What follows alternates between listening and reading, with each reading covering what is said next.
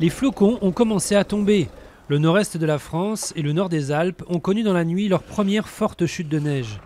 De quoi compliquer la circulation et mettre des chaînes aux pneus des voitures. Mais professionnels de la montagne et vacanciers sont ravis. C'est une bonne surprise, on va pas se plaindre. Un hommage au monde ouvrier. Manuel Valls s'est rendu à Liévin près de Lens, 40 ans après la mort de 42 mineurs dans un coup de grisou, la plus grande catastrophe minière de l'après-guerre. Le Premier ministre a déclaré que les ouvriers avaient fait avancer l'histoire et que le pays en comptait encore 6 millions. Une tentative de rééquilibrage à gauche après ses déclarations d'amour aux entreprises et alors que cet ancien bassin minier est une terre de conquête du Front National. La colère monte en Malaisie. Les pires inondations depuis des décennies ont fait 5 morts et plus de 120 000 déplacés.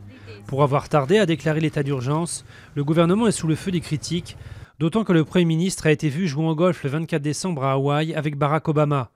Écourtant ses vacances, il est finalement arrivé dans la région la plus touchée pour diriger les opérations de secours. Les parents des 43 étudiants disparus ne lâchent rien.